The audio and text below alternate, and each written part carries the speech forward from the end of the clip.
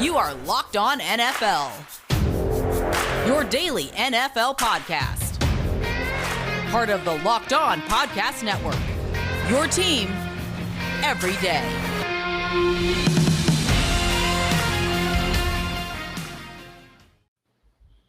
Welcome to another edition of Locked On NFL on a Wednesday. I am your man, Tony Wiggins, along with my partner in crime, James Rapine. What is happening, my brother? What's going on, Tony? Another week, a lot to dive into, from being cooked to real or not real, and some surprises in our power rankings. So it's going to be a fun show. Yeah, it is going to be a fun show, and let's dive right into it. First of all, we love you joining us every Wednesday and every day here on the Locked On NFL podcast and having us be your first listen. And remember, we are free on all platforms. And of course, subscribe to our YouTube page at Locked On NFL. Let's just get right into it, man. Big Ben looks like he's cooked. It is hard for me to say that about a legend. But when I think about it, he was drafted in the same draft as Phillip Rivers. He was drafted in the same draft as Eli Manning, who is hilarious, by the way. But the thing is Big Ben's still trying to hang around, and it appears to me that he is going to be a hindrance for them more than he'll be a help in Pittsburgh. For sure. I was at the game at Heinz Field on Sunday, and obviously I covered the Bengals, and I picked the Steelers to win because, yeah, we've heard Big Ben and, his struggles and things like that. And I thought, well, maybe this could be a get-right game. And how wrong was I? I was really wrong. And there were multiple times where he missed an open Chase Claypool. He missed a streaking James Washington. That could have been game-changing type plays. And I just don't think Ben Roethlisberger is that type of quarterback anymore. He moved about as fast as I don't slower than me. Like, I think I'm faster than Ben now. and he looked like a lineman out there at times. He fell one time, and it was a meme on the internet. And look, the Bengals pass rush has been legit through the first 3 weeks. And I get it, the offensive line for the Steelers is bad, but Ben can't move. And so if you can't move and you're old behind a bad offensive line, you can't run the ball, well, then you're going to throw to Najee Harris 19 times, which is insane because that was playing right into the Bengals' hand. They just kept letting him catch those dump offs because they had the lead. And it was quite an ugly game for Ben. So if I'm the Steelers, I'm seriously considering and looking at my options at quarterback, because if they want to get to the playoffs this year, I don't know if Ben Roethlisberger is the guy that can get them there. Isn't it hard though? It's so hard when you're used to a guy being able to do stuff. I think the ultimate example I saw was Michael Jordan when he was with the Wizards at the end, and when he missed a dunk. It's so hard, man, to realize when you're used to somebody like we thought Ben was down before, and Big Ben would come back. That's funny, but Big Ben would come back. Yeah, I'm gonna leave it alone because you already know what time it is, right? So Big Ben would come back and then he'd prove you wrong. Well, looking at him now, man, I don't really think it's going to happen, and it's kind of bittersweet to see a guy who's always been able to bounce back and come back have to throw so much behind the line of scrimmage because he just doesn't have it. I wonder if he's ever going to go. And I know these guys are yoked differently, but I wonder if he'll go to Mike Tomlin and say, Mike, I can't do it. Sort of like Andrew Luck. Andrew Luck is like, man, I can't get hit one more time. You know what I'm saying? So the thing is I'm just wondering if at some point that's what he does, because he's a Pittsburgh Steeler down to his bone bristle. A couple things there. One, I don't think it's realistic. Right. I think he's probably like, hey, how about you get me a little protection so I can do something, because I had to throw the ball 58 times against the Bengals. But two things. One, Mike Tomlin on Tuesday said, yeah, we're not panicking after our 1-2 start. That's good to say. But behind the scenes, if I'm Pittsburgh, one guy they should have been in on was Gardner Minshew, because they could have traded for him, and it could have been a capable backup. I don't think Dwayne Haskins is that. He was inactive on Sunday. Mason Rudolph, I think we know what he is. But let me give you another scenario, another big quarterback that might be past his prime, but you think Cam Newton could help the Steelers right now? Because he might be able to help them. And you look at it, Najee Harris, so you have a running back that can do it all, and I believe he can do it all. You have some weapons. Like, even if you just get competent quarterback play, league average starting quarterback play from Cam Newton, I think it gives you a shot with that defense. Yeah, I think it does give you a shot with the defense. And I think what it does, it'll give a shot in the arm of confidence to the rest of those players on that team, too, as well, James. I'm sitting there trying to read up on some numbers real quick as I try to figure out what the actual stats are for Pittsburgh. But I think with all the quarterbacks going down, you have to give some consideration to calling Cam Newton. And I think the perfect coach for Cameron Newton would be, at this point of his career, Mike Tomlin. I think Tomlin resonates with anybody, and I think he'd get the best out of Cam. But I think the players would realize is with those weapons that he has around him, and now that the offensive line is playing better, they'll have a dimension they haven't had in a while. And I think Cam, as a veteran, would really, really pick up on the offense too. So yeah, I'm looking forward to it. I'm glad you mentioned that. I hadn't thought about it, but yeah, sure. Cam Newton would be a great addition to that team. And in the Steelers, they brought in Mike Vick late in his career, and to me, Charlie Badge, Brown, Leftwich, all of those guys. Yeah, no doubt. Yeah, where they're like serviceable backups at that stage, but they can start if you need them to. And Cam, I don't think he's just a serviceable backup. By the way, I think he has more left in the tank than say Vic did when he joined the Steelers. By the way, like this reminds me so much of Peyton Manning in that final year with Denver, where he just was not it. Now, I think Manning, as bad as and he did not look good that year. No, he didn't.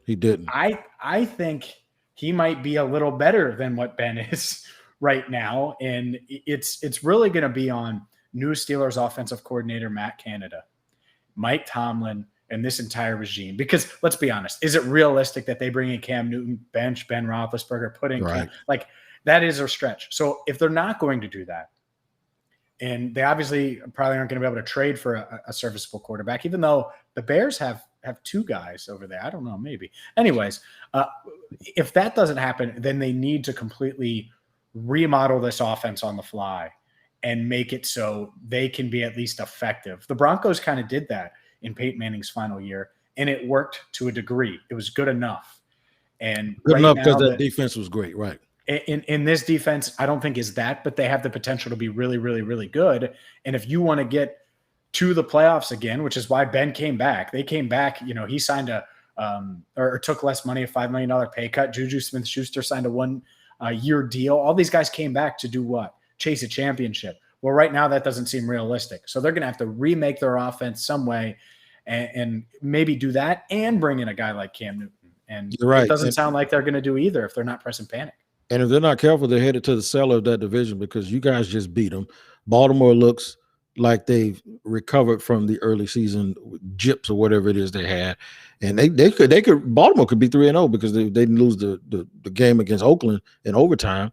And they've had a pretty tough schedule. And now, everybody knows what Cleveland's all about. So Pittsburgh may find themselves in a precarious position and be at the bottom of that division. We're going to do a little bit of real or unreal. We're going to do some real or unreal on a Wednesday edition of Locked On Jaguars. After I tell you guys about Get Upside. You want to know what Get Upside is? Good, I'm going to tell you. It's an app that you can get on your App Store or at the Google Play right now. Now, what you're going to do is you're going to save 25 cents per gallon on your first fill up. That's up to 50% back when you get the Get Up app now. My listeners are making 25 cents for every gallon of gas every time they fill up just to download the free app. The first gallon you get, if you use the promo code touchdown, will be 50 cents on that gallon. Now, who doesn't like to save money on gas? And then this is a very tangible thing that's going on. And what's going to happen is, and it's real, it is no joke, you're going to be able to cash that money out from your account. And it'll go into your own personal account, or whether it's in the bank or PayPal or whatever you decide to use, if it's an e-gift card for Amazon or whatever. But you got to download the free Get Upside app. It's one word. And use the promo code touchdown to get up to 50 cents a gallon cash back on your first tank. That's Get Upside, and the promo code is touchdown. Make sure you do it today and start saving you some money. Now I got to tell you about Bet Online, because NFL season in full swing, and there's plenty of prop bets, over unders. Maybe you wanted to take the Steelers under going into the year. Or maybe you were bullish on them, and now you're like, no, I think the Ravens or the Browns are going to win the AFC North, maybe even the Bengals. Well, you can hedge your bet, and Bet Online is your number one stop shop for all things NFL, pro, and college football betting. So check them out. It's simple. I've used them. You can too. betonline.ag. And when you're there, you're going to get free money. When you make that first deposit, use promo code NFL100. You're going to get up to a 100% bonus, free bonus. All you got to do, again, is use NFL 100. So let's say you make a $100 deposit, get a free $100 with NFL 100. So check them out right now. betonline.ag. From offensive rookie of the year to winners, losers, and anything in between. Maybe you're buying the Denver Broncos, which we're going to talk about in a second. You can do it at betonline.ag, your online sportsbook experts. That's right. If you're buying the Denver Broncos, if you're buying the Dallas Cowboys, or if you're buying the Carolina Panthers, like I was a couple of weeks ago, this is gloat time. I don't know if y'all know this here on Locked On NFL, but this is where Wig comes out. See, last year I had a jinx, and we brought the jinx up every week. So whenever I do something good, I'm going to bring something good up. And here's my good. At least on two of these teams, I told you, Peter, I told you that I saw what I saw, and what was real. But no, let's get into it for real. Let's talk about those Broncos, since we were just using the example of Peyton Manning and that great segue. I saw him firsthand here in Jacksonville. That's a good, solid football team that actually had some injuries when they came in here. That's a good, solid football team, though. Yeah, absolutely. And that's the thing, man. You want to buy, sell some of these teams early on. Some of these teams, we talked about Arizona last week, and I know this isn't part of our plan here, but Arizona, you saw it firsthand. I mean, you want to bet against those guys? I don't really believe in the coach, but I think the talent's there. And some of these teams so far have gotten off to an impressive start. So who are you buying the most? Because I think you're putting away the Wiggins jinx. I think it's still here.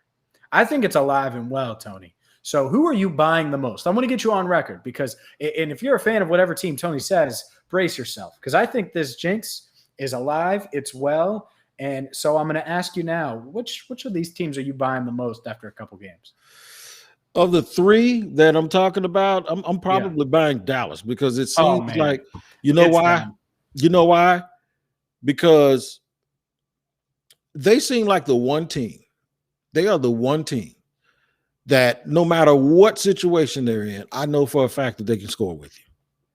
They can score. They got weapons all over the place. And Dak right now is playing like a guy who's trying to get an MVP. He's motivated. He's using everyone. I really had a problem with the McCarthy and the quarterback coach for a minute last year. But I do think that the opportunistic way that Dan Quinn has him playing on defense, Trayvon Diggs has emerged as a really, really good football player. He looked real good last night. And they're getting ways to manufacture pass rush, and Michael Parsons is everything that he was advertised coming out of the draft. That, along with the fact that no matter what you do, they got an answer for you with 2 running backs and probably 3 or 4 wide receivers, and now a couple of tight ends. If they start getting healthy on the offensive line and guys stop trying to bribe people and stay from being suspended, they could be really, really, really good. And I don't like to say this. I grew up a fan of the Washington football team, but I got to admit, Dallas is that heat right now. Look at you. You're trying to rub it in because I was low on Dallas. Here's why I'm still not buying Dallas. Okay. One, I don't think the Eagles are that good. So that's part of it. And they played poorly for most of that Monday night game. And did you see the end of the first half? I did. See that? It's bananas.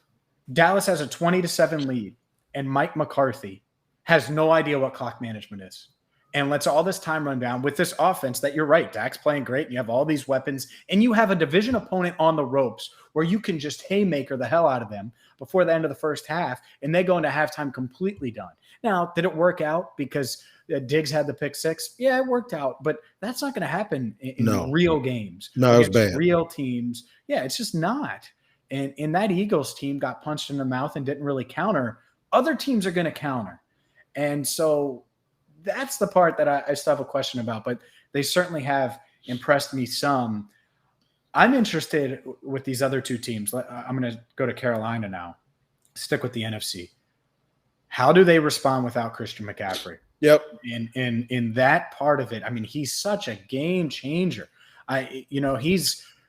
the definition of running backs do matter, but he's more than just a running back in how he impacts their offense. Can Sam Darnold thrive? Not survive. Can he thrive without McCaffrey? I think it's big they didn't put him on injured reserve, but that part of it does matter. And they do have some weapons, right? I love DJ Moore. I think he's a baller.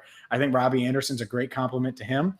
And so we'll see if they can still play at a high level. I have a big one this week. But yeah, I've been impressed with Darnold. I've been impressed with the start they've gotten off to for sure. And I think this is going to be a big test playing out without McCaffrey. I was talking to a Power 5 coach yesterday about college football, but I said, I asked him, I said, when trying to figure out if a team is real or not, when they're dominating the ball on the line, when they dominate the line of scrimmage on both sides of the ball and they can rush the passer without blitzing, is that something that's tangible that you could consider a real thing, or is that flukish? She says, no, that's real.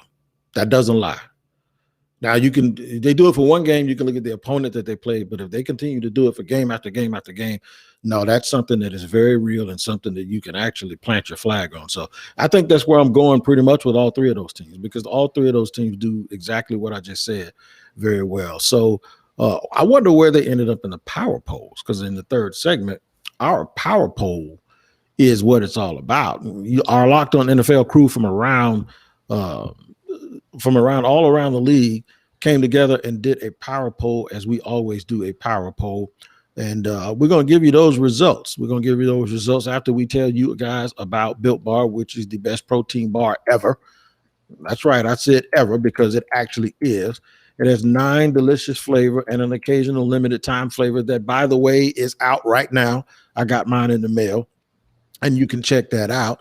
The cookie dough chunk. If you listen to me, that cookie dough chunk is really, really good.